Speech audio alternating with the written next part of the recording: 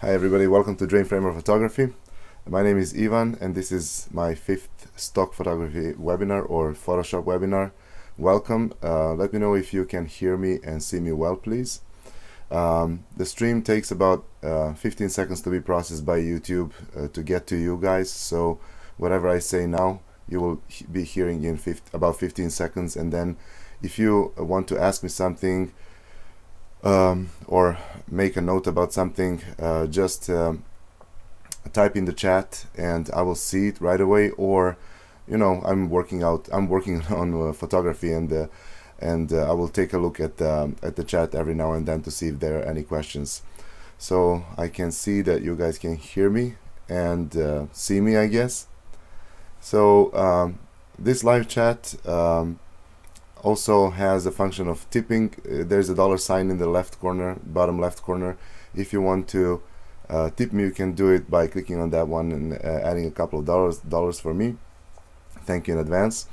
If you think that the video quality is not good, just go to the gear sign in the bottom right corner of the video and set it to 1080p. And also I want to thank you for translating my videos. I already have a couple of submissions. They're still not finished, but hopefully soon I will have my videos translated into some other languages.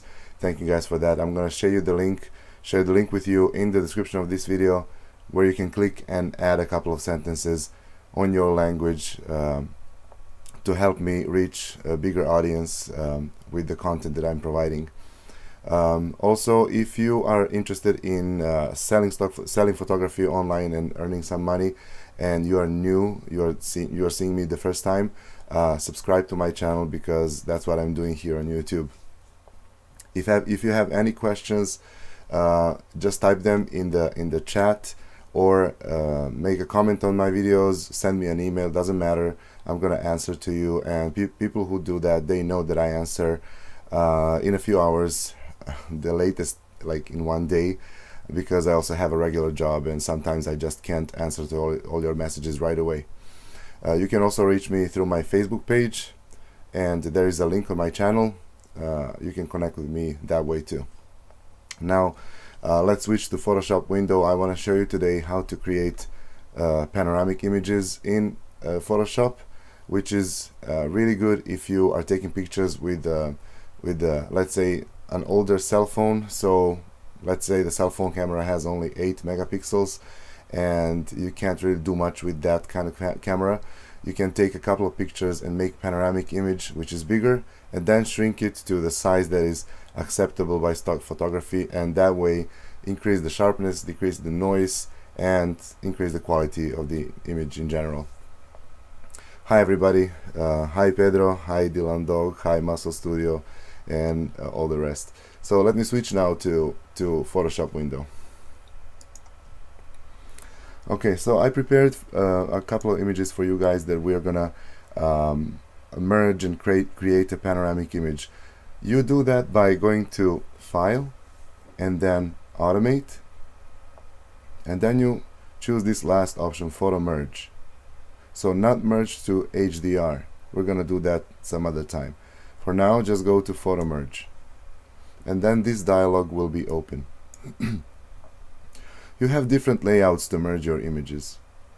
Sometimes you can experiment with these to get the best result. What I found is that most of the time auto works totally fine. And down here you have a couple of options for these images. I'm going to explain those options when I load images, okay? So I'm going to click on Browse, and I have 3 images of San Francisco now, and I will merge only 2 for this tutorial. I can merge all 3, but it will take more time to edit them later, and I don't want to spend much of your time. So I'm gonna merge only these 2 images. I'll explain why. These 2 images are taken, they are aligned better by default, because you see this curve here, that's the same curve over here, and the same curve on the 3rd image is a little bit higher.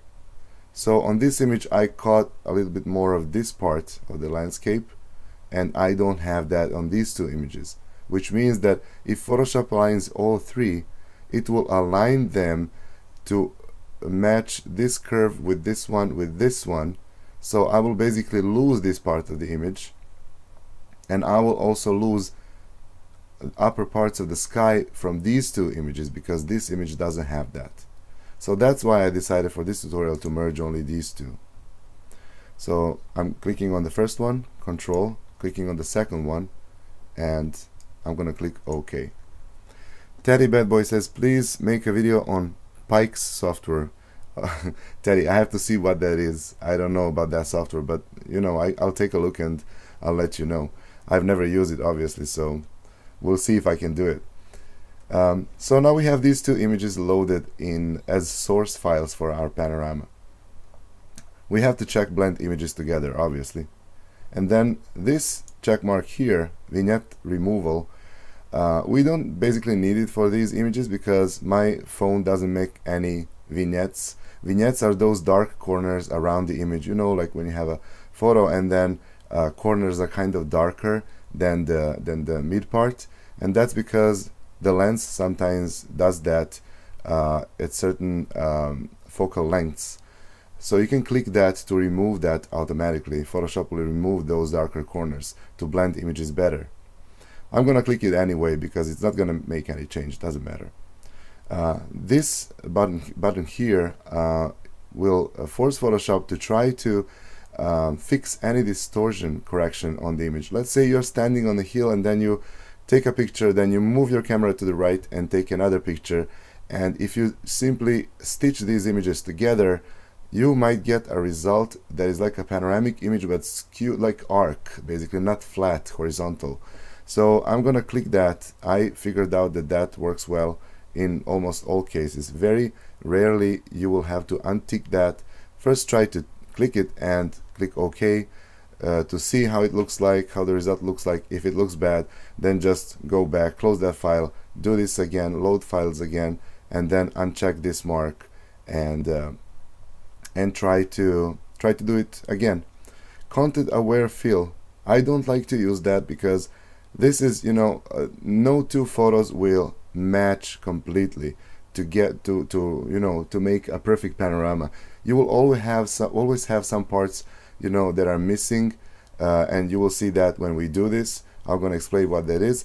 So if you click this box, Photoshop will fill these empty areas with content that Photoshop thinks is the right content. But if you want to have your images to be authentic, you don't want to add anything that is not there already. So I'm gonna uncheck that. As I mentioned before, these layouts, for me, most of the times auto works the best, but you can experiment with these and get different results. For now, I'm gonna leave it like this, and I'm just gonna click OK. Photoshop loaded the first image and the second image, and now it's gonna try to process images, aligning layer, this layer, the first one, and then it's going to try to align the second layer with the first one. Photoshop aligns these layers according to the content of the image. So it's going to try to match every building on the first image with the same building on the second image. And as a result, we're going to get this panorama, and we still see our two layers here, our two photos. They have masks, layer masks. So the black part of this mask is actually showing us that that part of the layer is hidden, and the opposite side of the mask on the first layer is black, which means that from the first image this part of the layer is hidden, and as a result we have this panorama. So you remember when I mentioned that last checkbox that says something like fill the areas with content aware, fill the areas, something like that. So if I click that, Photoshop will fill out the sky here and here, which is okay, that's fine. I mean, we're gonna cover this anyway. But Photoshop would also add some content here, and it would probably add some trees and buildings, which, I mean, it's okay, you can use that. I just didn't want to use that because it would put some buildings that are actually not there in San Francisco, right?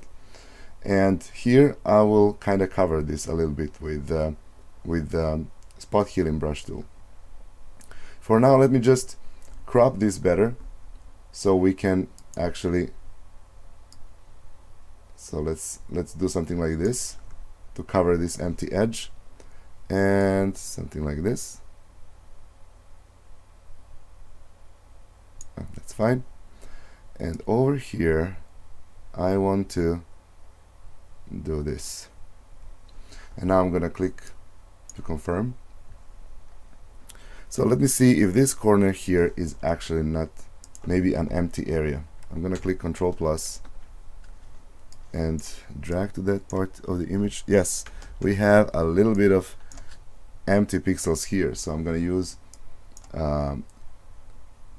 spot healing brush tool, decrease the size of it, and oops, something is not, oh yeah, that's the problem. See, this is live program, so I have to merge these two layers to make it one image, because I'm currently working in the top layer, and top layer has empty pixels here, so nothing's gonna happen if I try to cover that. So let's select both layers by clicking Control or Command on Mac and right click, merge layers. Now we have one layer, and that's actually one image. Now I can use spot healing brush tool and cover this. I'm gonna do the same here.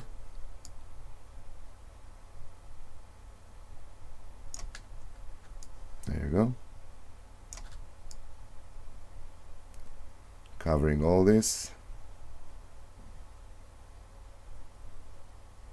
Hopefully Photoshop will do a good job. Yeah, that's perfect. A bit here. That's it. Now we have only sky. For this sky you have a couple of options. You can do what we did the first in the last video. I was just selecting let's say this part of the sky, and I would go to Edit, Transform, Scale, click here and just stretch it, confirm, and Control D to deselect, or you can just go to select and click deselect. So we can do something like this, or let's undo this and deselect, or you can simply use again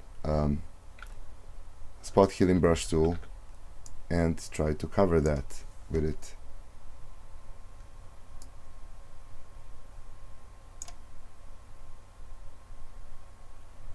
Whatever works better. Let me just check those.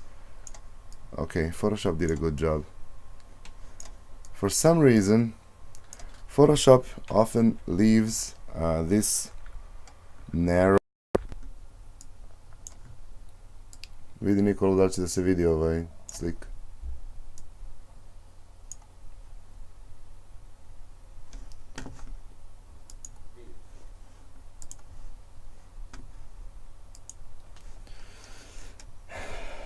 Are you guys still here?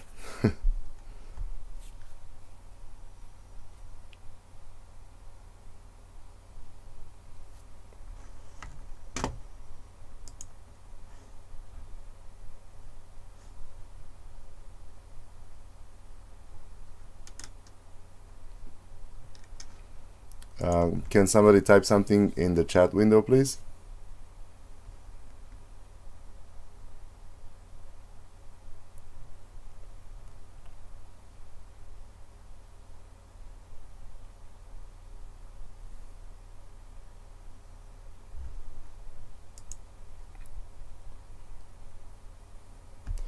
I can't see any messages.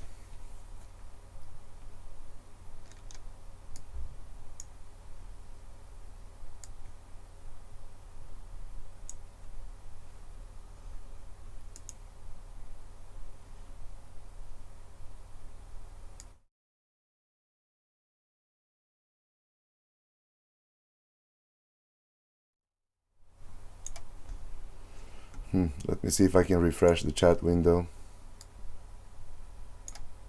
Just a second.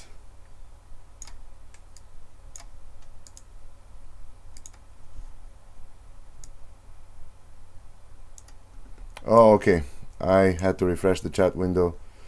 So let me see if there are any questions. I'm sorry about that, guys.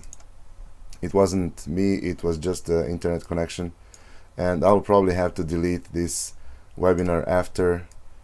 Maybe we can repeat it next week, or do something similar. I'm sorry about that, but I just can't leave this, online. It's bad to stay like this. So anyway, you're here, you're gonna see it, and that's good.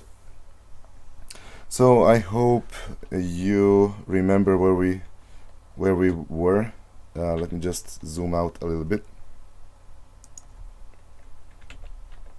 So we were talking about this line on the top of the layer, these empty pixels here, and what I did is I selected the whole image with my rectangle marquee tool, so this one here, and I'm gonna zoom here to show you better what I'm doing.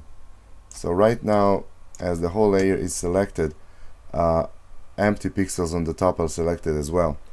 I'm just gonna click my down arrow key a few times to cut that off, and on the bottom of the image you see that selection is moved down. That's okay, nothing's gonna be selected there. And what I'm gonna do is I'm gonna click image and crop, and there you go, we cropped the image. And this is the basic image that we're gonna be working on. So we created it out of two separate cell phone images of San Francisco. So let me deselect that. I'm going to select and deselect, or just clicking Ctrl D on the keyboard. And now let's improve this image a little bit. I'm gonna go to filter, camera raw filter, and let's see what we can do with it. The main thing when you are trying to correct the image is to see what's wrong with it. I mean, you can play with all these settings and do whatever you want, but first you have to see what's wrong with the image. The first thing, and you're gonna learn that, in time, don't worry about it. So the first thing I'm seeing here on the image that I really don't like is kind of the haze, which is natural especially for San Francisco. There is always some haze. You have very few really sunny, clear days over there. And then the whole image looks kind of blue. I mean, colder tones, right? And this is what I'm gonna hit first. So the first thing I want to do is correct the haze a little bit. I'm gonna click on this FX tab and just move the haze slider a little bit to the right. At the same time, the sky becomes darker, which is nice. I like that. And let's go back to the basic tab and increase the clarity a little bit, just a little bit. Increase the vibrance to add some color to it. And now let's warm it up a little bit. So this temperature slider will do that. I will push it to the right, something like this. That's more like it. Now if you want the sky to be a bit more blue, you can just go to this hue, saturation, and grayscale. Click on saturation tab, grab the blue slider and push it to the right a little bit, just like this.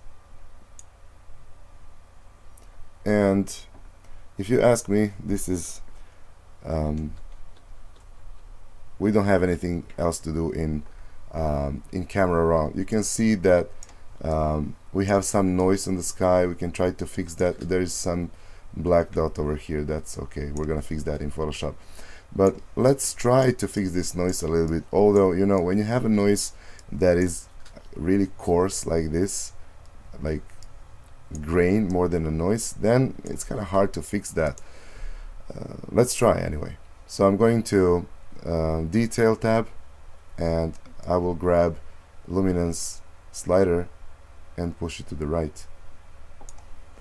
So we covered a little bit of that noise. Let's see if we didn't mess up the city, because those details can be ruined by this. And you see those trees, they look like smudges. Let me move that back to see how they look like originally. Not much better, and that's because cell phone camera already applies noise reduction. So be careful with noise reduction slider when you are editing your images from the cell phone. So I'm gonna do something like this. And let me see if we can maybe improve some sharpness. I doubt it though, because JPEG images are not that easy to correct with sharpness slider. That's why I always advise, if you have an option to take raw images, always do it. This is good actually, because I'm going to decrease the size of the image to 6.3 megapixels, and that will improve sharpness additionally. Did we add too much noise in the sky? Maybe a little bit. We're going to fix that later. Okay, let's zoom out. And this is a nice panorama. Let me click OK and go back to Photoshop. This is the original image, and now you'll see the new one. So this is the new version basically. Let's copy that layer so we can save the original one that we just edited and create a duplicate of that one to work on that one. And this one is just, you know, in case we mess up something here. So first, let's check that noise again. I'm zooming to 100%. You see this number here, 100? If I zoom out, it changes to 66.67. If I, zoom in, it's gonna be 100 again. Let's check that noise again. We have to fix that. You can do it in many ways, but the simplest way in this case, when you have half of the image that is basically sky and clouds, so not really any detailed features, you can do it just by simply grabbing this blur tool, right? I'm gonna increase the size of it like this, and I can just go and blur this. Let me zoom in to show you how that works. So I'm gonna decrease the size of it a little bit. You have the strength of the tool here. Right now it's 50%. If it's too much, you're just gonna go and decrease that, because the effect of this tool is let's say like kind of piling up. If I do this once, it's gonna blur a little bit. If I do it again, it's gonna blur more. So be careful with it. In this case, we can even put more, maybe 100% even, and just go over it. And we will additionally decrease the size of the image, so we're gonna decrease the noise. I'm gonna just go like this, and be careful not to touch the buildings. And that's fine. No one's gonna check for noise in this area here, because there is a lot of texture there. There's a lot of details over here, and that's where you can't really notice the noise. But in these areas like this sky, you can see that clearly. So now let's wait for Photoshop to apply noise reduction that we did. Kind of noise reduction, it's just blurring, right? Yeah, that looks better.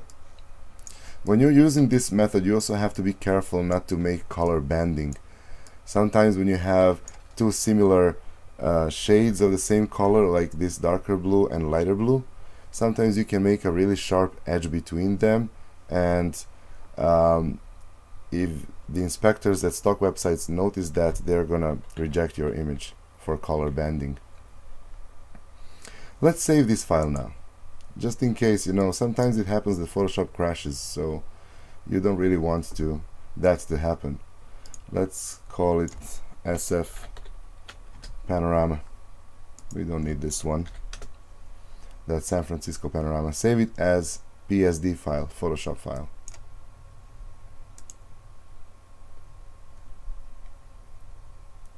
Let's see how big our image is. Image size. So 7,600 pixels times almost 3,000. That's kind of yeah, more than 20 megapixels. We're gonna decrease that. That's awesome. If you're not happy how this looks like, you can always add additional filters. For example, I know I mentioned those Nick collection filters that I use most of the times when I edit my landscape and cityscape photos, and from this collection I use mostly this one, Color FX Pro 4. So let's try something with it. Let's try to change the tone of the image. This filter, it's not just one filter, it has a lot of filters built in, and they are awesome, especially for landscape photography. What I like to use the most from this collection is this bicolor filters collection here. You have all these filters down, some of them for nature, some of them for portraits, for weddings, for all kinds of stuff. So this red line shows us before and after. On the left side is the original image, on the right side is the image, the final result. Here you can change the color set. Bicolor filters means that there is one color on the top and the other color on the bottom. And now let's browse a little bit and see what works the best with this image. Just set the colors, and then you're gonna additionally tweak that to look the best.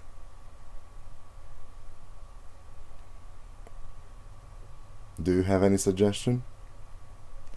If you see what I'm doing.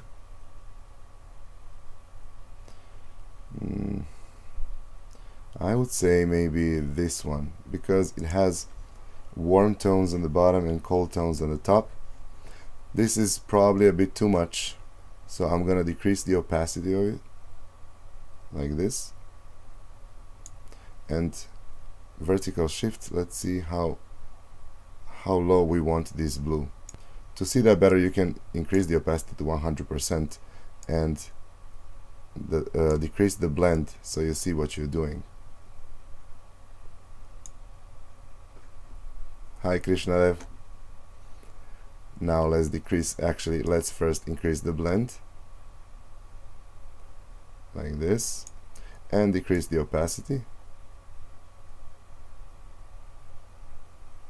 to something like this, and that's it.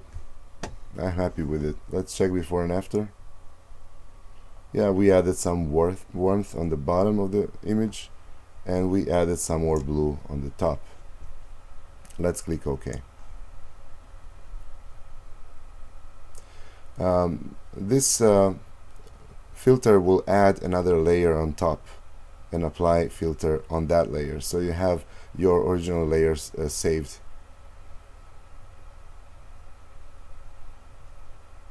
There you go.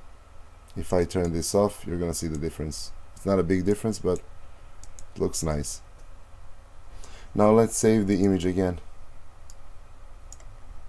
Just gonna click save, and let's add some info to it. So going to file again, file info, and now it's kind of uncomfortable to type here because the keyboard is on my left side and my tablet is on the right side, so I kind of have to move a little bit. Okay, so let's call it San Francisco Panorama. Okay, the author is me.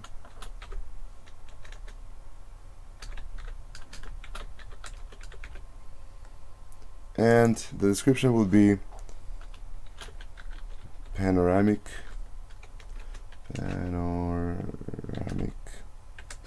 image of San Francisco taken from Twin Peaks. That's enough. Maybe we can add taken from Twin Peaks with downtown or financial area. That's better.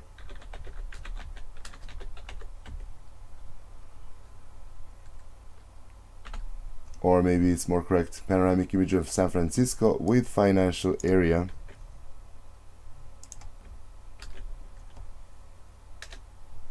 Taken from Twin Peaks, that's better. Copyright status is of course copyrighted. As soon as you take a picture, it's copyrighted. You have the copyright. And I'm just gonna add my alias here. Okay, let's save it again to save the info. And while the image is saving, let's pull out the calculator. Did I click on that? I did, but my computer is a bit slow. So let's wait for it. Okay, there you go. We don't need any more interruptions today, right? That internet connection was enough.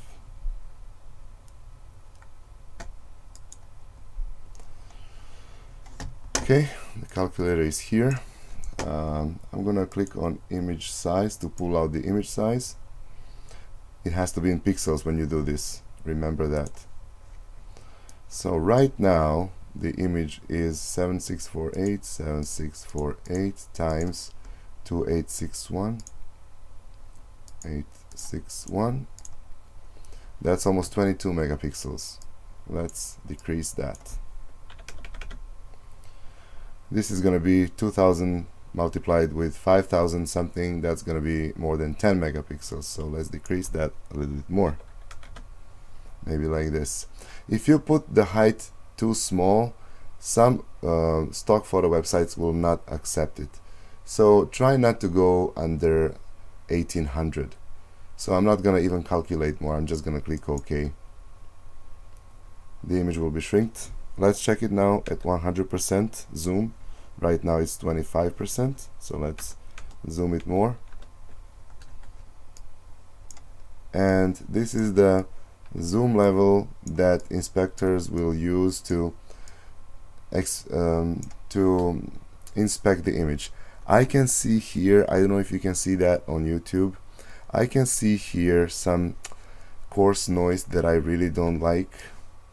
So the sky is still kind of a problem here, not so much on this side. This is fine. So I have to figure out how to cover this. You can do it in a few ways like anything else in Photoshop. One of the ways in this case would be the next approach. You have basically light blue color here. You have darker blue tones over here. What you can do is you can use the clone stamp tool. So this one. Go to their options, and instead of the mode, it's usually normal by default. That will copy the pixels from one area to another. If you don't want to copy everything, you can just click darken, and the tool will pick up only the darker pixels from here and cover pixels that are lighter than these pixels on this side. To show you how that looks like, I'm gonna increase this. Increase the size of the tool a little bit, and I'm gonna decrease the opacity because you don't want to apply the effect at 100% right away because that might be too much. So let's do this.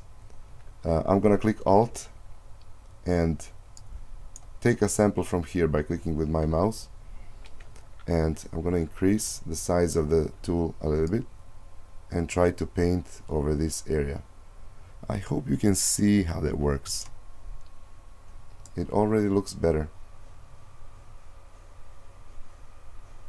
Yeah, I think that's fine. We created a little bit of a mess here, this line here. We're gonna fix that. We're gonna get a sample from here and try to cover that. There you go. Maybe a little bit more. There you go. Now this looks better. I'm happier. Maybe a little bit here. You see that like coarse. It's like a mess between darker blue and lighter blue. So let's try to fix that too. This time I'm gonna decrease the opacity for the tool even more to maybe 10%. Grab a sample from the darker part of the sky and just do this. And that's fine. I think this is okay. let's save the image now again. I will save PSD file anyway because I don't think we can do much with this image, and we can't really use the full-size version either. So let me click on File, Save As, and save it also as JPEG version to upload. Save, maximum quality, and we are done with Photoshop. Now we can go to Xpix over here and add that image to add keywords to it. The computer is a bit slow today, and I know why. It's super hot here. It's over 90 degrees in San Jose, which is about over 30 in Celsius, and my laptop is overheating, so it's trying to slow down. So let's find our image. That's our panorama. Open. And Xpix will import the description and the title for the image. Now let's add keywords. To add keywords, I have to click on Suggest. This window will pop up. We have a list of stock websites to choose keywords from. I usually just leave it at Shutterstock. That's my best seller. And in this box we need to type a couple of keywords that are essential for our image, like for example San Francisco. And do I need to add panorama or just cityscape or just San Francisco? I think I'm gonna leave it at San Francisco for now to see what kind of results I'm gonna get. I'm clicking on search.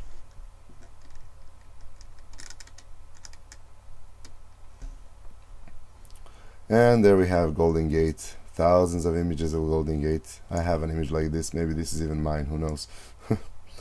So these keywords are not the best because they mostly show Golden Gate and not really the whole panorama of the city. So let me just add panorama to here, to this box, and search again.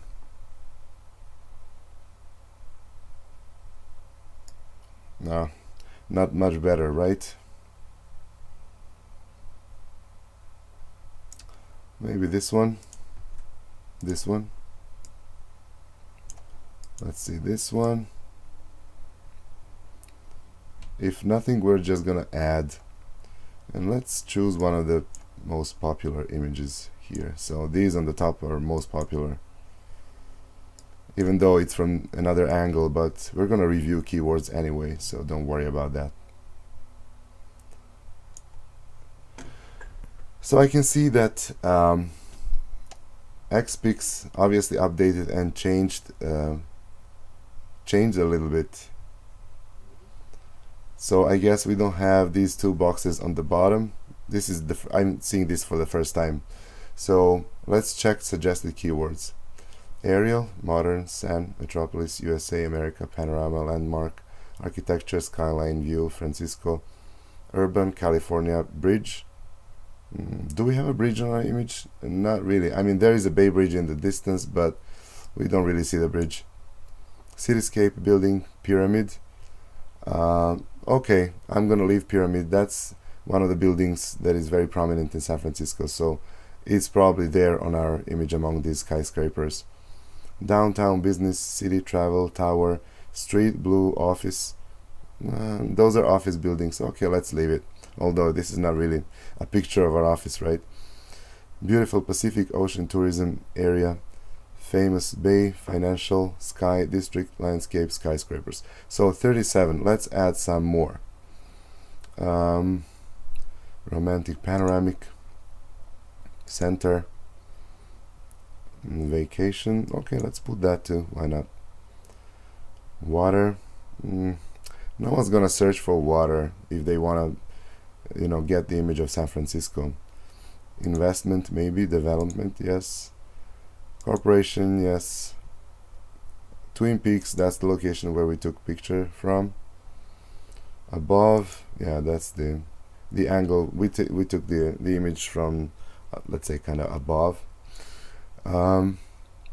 American, sunny. That's already 47. Vista, San Francisco, we have those as separate keywords. And let's add those keywords. Click close here. And do we have US? No. Okay, and do we have USA? Do we have United States as words? Let's see.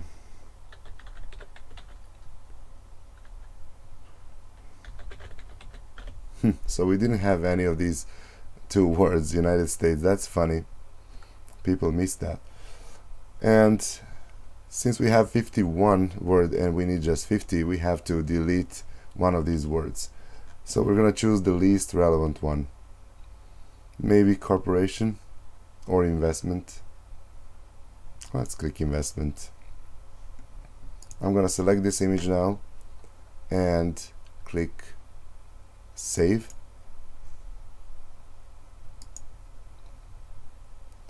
And now, as this image is already selected, I can go to upload. All my websites are selected and I'm gonna click upload to upload the image. So this is it. Let me see what time it is. We have 10 minutes more for any questions. If you guys have questions, please let me know. I'm in the chat now. I'm looking at the chat.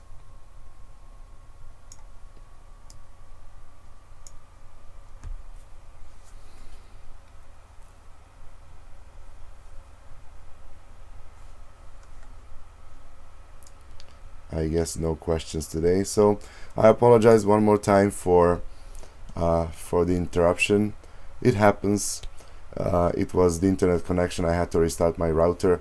Luckily, I could continue the stream because YouTube warned me that if I stop streaming, I'm not gonna be able to continue, which would mean that you guys would just, you know, you would not see me today again, and you would need another link for another webinar.